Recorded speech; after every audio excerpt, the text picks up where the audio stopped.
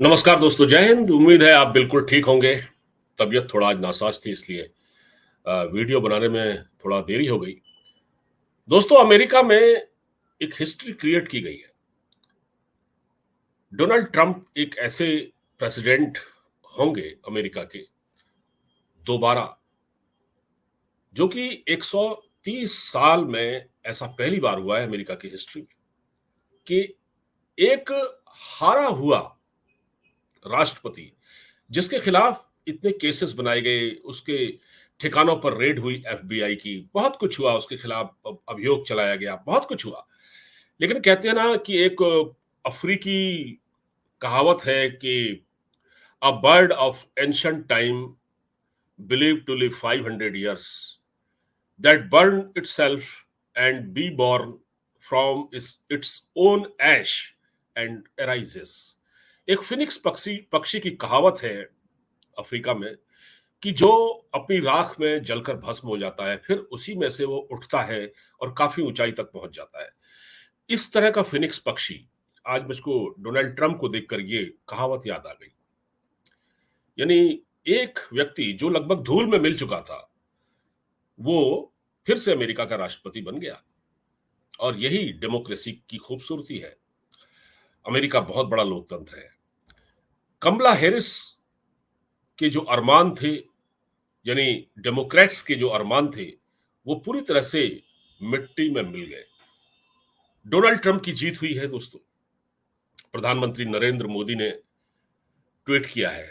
मैं आपको उनका ट्वीट पढ़कर सुना देता हूं, बल्कि मैं वो ट्वीट आपको दिखा भी सकता हूं अपनी स्क्रीन पर। मैं ये देखिए, ये हमारे प्रधानमंत्री ने ट्वीट किया है। ये कि प्रधानमंत्री मोदी ने कहा है कि heartiest congratulation my friend Donald Trump on your historic election victory. As you build on the success of your previous term, I look forward to renewing our collaboration to further strengthen the India-US comprehensive global and strategic partnership. Together, let us work for the betterment of our people and to promote global peace, stability and prosperity. दोस्तों, इस tweet को जरा सा गंभीरता से आप समझिए। प्रधानमंत्री मोदी ने इसमें कहा कि for the global piece, stability और प्रॉस्पेरिटी, यानी कि प्रॉस्पेरिटी थी और स्टेबिलिटी भी नहीं थी, स्टेबिलिटी नहीं थी और पीस भी नहीं था। प्रॉस्पेरिटी जरूर थी। तो जब दुनिया में इस वक्त अशांति का माहौल है, जैसा कि आप देख रहे हैं कि उधर बांग्लादेश में तख्ता पलट, रिजीम चेंज, उधर आपने ये देखा, ये यूक्रेन रशिया वार जो अभी भी चल रही है। इसी तरह आपने मिडिल ईस्ट में देखा, ईरान इसराइल के बीच में हिजबुल्ला हमास, ये सब जो चल रहा है। अब डोनाल्ड ट्रंप के आने के बाद ये उम्मीद की जा रही है कि ये सिलसिला थमेगा, ये लड़ाइयां, ये जंगें अब रुक जाएंगी। हमारे प्रधानमंत्री मोदी ने एक बार कहा था कि ये युद्ध का नहीं बुद्ध का समय है। तो बल्कि पुतिन से कहा था उन्होंने, राष्ट्रपति पुतिन से कहा था कि ये शांति का समय है, युद्ध का नहीं है। ये बुद्ध का समय है, युद्ध का नहीं है। मतलब अब ये बुद्ध का नहीं, और युद्ध का नहीं बुद्ध का, सॉरी, युद्ध का नहीं बुद्ध का समय है। तो अब बुद्ध का समय शुरू हो चुका है। यानी डोनाल्ड ट्रंप की जीत के बाद पूरी दुनिया में बुद्ध का समय शुरू हुआ है, युद्ध अब खत्म होगा। ये कितनी बड़ी बात है। और ये बात डोनाल्ड ट्रंप ने भी कही है अपने भाषण में। उन्होंने कहा कि हम वॉर में, दुनिया की किसी भी जंग में हम क्यों उलझें। आपको याद होगा कि जब डोनाल्ड ट्रंप पिछले कार्यकाल में थे, तो दुनिया में कहीं भी आपने युद्ध नहीं देखा होगा। अब कुछ लोग ये पूछ सकते हैं कि भारत के लिए क्या इसका असर होगा, भारत में इसको किस तरह से देखा जा रहा है। देखिए, भारत के लिए डोनाल्ड ट्रंप कंफर्टेबल रहेंगे, लेकिन थोड़ा चैलेंज भी होगा। चैलेंज किसमें होगा? जो ट्रेड का मसला है, क्योंकि ट्रंप एक व्यापारी हैं, एक बिजनेसमैन हैं और उनकी शर्तें सख्त होती हैं। तो वो भारत से भी कुछ उम्मीद करेंगे और भारत को एक बैलेंस बनाकर, जो हमेशा चलता है भारत, वो उसको हमेशा की तरह चलना पड़ेगा। और एक मोल-भाव करना पड़ेगा ट्रंप के साथ कि भई हमें आपसे क्या चाहिए, आपको हमसे क्या चाहिए। हम भी नुकसान ना उठाएँ, आपको भी नुकसान ना हो, हमको भी फ़ायदा हो, आपको भी फ़ायदा हो, यही तो होता है। कोई भी व्यक्ति जब बिज़नेस करता है, जब 2 पार्टनर होते हैं, तो दोनों ही सोचते हैं कि मुझे भी फ़ायदा हो, तो इसमें वो चीज़ है। और प्रधानमंत्री मोदी की ट्रंप ने बड़ी तारीफ़ की अपने चुनाव कैंपेन में। और हाँ, हिंदुओं का बड़ा रोल रहा। अमेरिका में जो 52 लाख हिंदू हैं, उसमें से कोई 28 लाख तो वोटर हैं, जो वोट देते हैं। तो उन्होंने एक बहुत बड़ा रोल प्ले किया है ट्रंप को जिताने में, और ट्रंप जो जीते हैं, ट्रंप ने भी हिंदुओं का शुक्रिया अदा किया है। तो दोस्तों, ट्रंप अब जीते हैं। अब अब आप पूछेंगे कि बांग्लादेश का क्या होगा? पन्नू का क्या होगा? देखिए, पन्नू अमेरिकन डीप स्टेट का आदमी है। और ट्रंप, एक चीज़ और बताता हूँ, ट्रंप के सत्ता में आने के बाद भारत के लिए थोड़ा सिचुएशन कंफर्टेबल होगी। थोड़ा भारत के लिए थोड़ा राहत भरी खबर है, लेकिन मुश्किलें रहेंगी। देखिए, ट्रंप जो है डीप स्टेट का आदमी नहीं है। ये जो बराक ओबामा, जो बाइडेन, ये क्लिंटन जो हुआ करते थे, ये सब वॉरलॉर्ड्स थे। ये दुनिया में युद्ध, अभी भी देखिए दुनिया में ट्रंप युद्ध नहीं होने देंगे, लेकिन ये युद्ध शुरू कराते हैं। इनके चलते युद्ध रुके नहीं। तो ट्रंप जो है, वो भारत के लिए कंफर्टेबल रहेंगे, लेकिन थोड़ा-सा उनके साथ बार्गेनिंग करनी पड़ेगी। क्योंकि नेशनलिस्ट जो मूवमेंट होते हैं, भारत में भी एक नेशनलिस्ट सरकार है और अमेरिका में भी नेशनलिस्ट सरकार है, वो रिपब्लिकन है। हमारे यहाँ भी, जिनको हमारे यहाँ दक्षिणपंथी कहा जाता है, वहाँ उनको रिपब्लिकन कहा जाता है। वो कंजर्वेटिव होते हैं। तो ट्रंप के आने से जो नेशनलिस्ट मूवमेंट, जिसको लगातार दबाने की कोशिश की जा रही थी दुनिया में, भारत में भी, जो सत्ता इस वक्त नेशनलिस्ट के हाथ में है, बीजेपी के हाथ में है, मोदी जी के हाथ में है। तो देखिए, जहां-जहां नेशनलिस्ट मूवमेंट थे, सबको कुचल दिया गया। भारत का भी, भारत टारगेट पर था। और अमेरिका का जो डिप्लोमेट है, जो दुनिया में रिजिम चेंज कराता है, डोनाल्ड लू, लगातार भारत की यात्रा कर रहे थे बीच में। एक विक्टोरिया न्यूलैंड है, उनके भी हौसले काफी बड़े हुए थे, वो भी यही काम करते हैं। तो अब जो ये रिजिम चेंज का सिलसिला है, ये थम जाएगा। तो भारत के लिए राहत की खबर है। और पन्नू वगैरह के लिए क्या होगा? आप पूछेंगे, आप पन्नू का क्या होगा, जो भारत को लगातार धमकी देता रहता है? उसका ये होगा, देखिए, प्रॉब्लम तो वो क्रिएट करेगा, ठीक है? लेकिन वो खुलकर नहीं खेल पाएगा।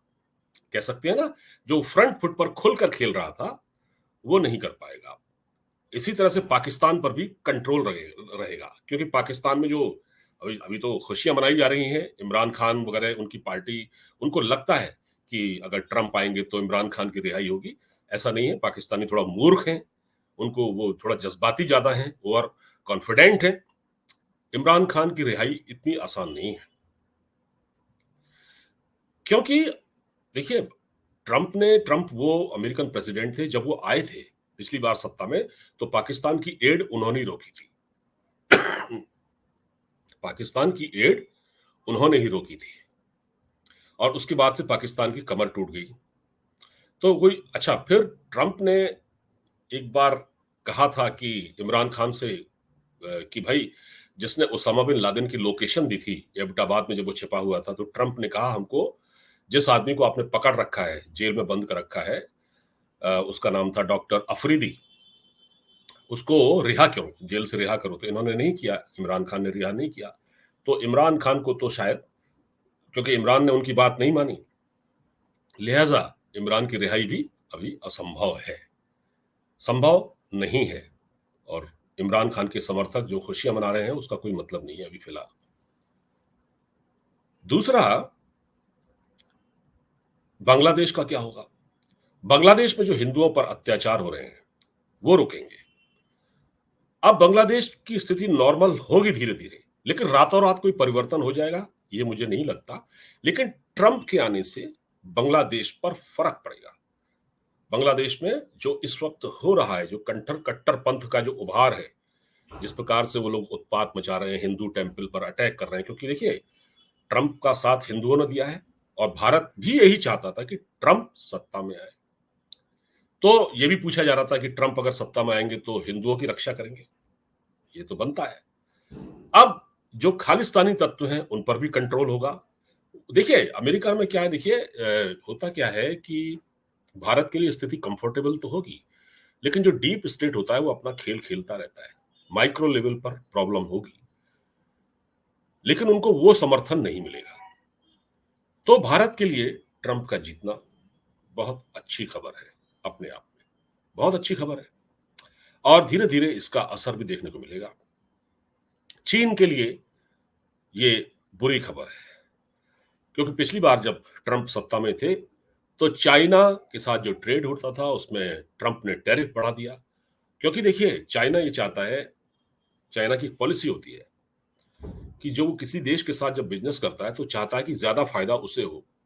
लेकिन ट्रंप क्योंकि खुद भी बिजनेसमैन है, इतना बड़ा उनकी बहुत बड़ी फार्मास्यूटिकल इंडस्ट्री और बहुत बड़े अमीर आदमी है ट्रंप, तो वो जानते हैं, तो अपने देश को नुकसान नहीं होने देंगे। नेशन फर्स्ट उनकी पहली पॉलिसी है, जैसे भारत में मोदी जी की है इंडिया फर्स्ट, वैसे ही डोनाल्ड ट्रंप की है नेशन फर्स्ट, क्योंकि यही नेशनलिस्ट सोच है जो अपने देश को सबसे ऊपर रखती है। अच्छा, डेमोक्रेट क्या थे?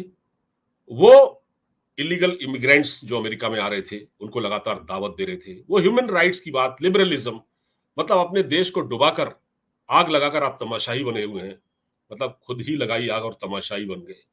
तो अगर आप, मैं बता रहा हूं आपको, कुछ लोग ये कह रहे हैं कि अगर दोबारा कमला हैरिस, मतलब तीसरा कार्यकाल, या अगर वो सत्ता में आती तो अमेरिका बहुत पीछे चला जाता। और अमेरिकन लोगों को ये समझ में भी आ गया जो अमेरिका के हालात हैं दोस्तों आज की तारीख में। अमेरिका में ड्रग्स का कारोबार बढ़ा है, लोगों के पास जॉब नहीं है, लोग सड़कों पर पड़े रहते हैं, इलीगल इमिग्रेंट्स बहुत ज्यादा आ रहे हैं, उनको कोई रोकने वाला नहीं है। ट्रंप ने इलीगल इमिग्रेंट्स यानी जो मैक्सिको वगैरह से या मुस्लिम कंट्रीज से आ रहे थे चोरी छिपे इलीगली, ये नहीं कहा है कि वो नहीं आए, लेकिन वो दीवार फांद करना आए, वो इलीगली ना आए, वो आए अपने डॉक्यूमेंट के भी साथ लाएं और अपना पहचान पत्र दिखाएं, तब वो हमारे देश के नागरिक बन सकते हैं। तो ये सारी चीजें हैं। ट्रंप क्योंकि एक रिपब्लिकन है, उनकी सोच नेशनलिस्ट है, देश के, अपने देश के हित में सोचते हैं। और दुनिया में जो लड़ाई झगड़े इस वक्त हो रहे हैं उस पर रोक लगेगी। आप देखिएगा ट्रंप के आने के बाद रशिया यूक्रेन वार भी रुकेगा, मिडिल ईस्ट में भी तनाव कम होगा, सीमा पार से जो पाकिस्तान बदमाशी कर रहा है, हरकतें कर रहा है, टेररिस्ट को भेज रहा है, इस पर भी अंकुश लगेगा। क्योंकि पिछली बार ट्रंप कर चुके हैं, पाकिस्तान की चूड़ियां टाइट कर चुके हैं, उनकी मदद रोक चुके हैं। और अगर पाकिस्तान ने ऐसा नहीं किया, रोका नहीं, तो पाकिस्तान फिर बर्बादी के सिवा कुछ नहीं है।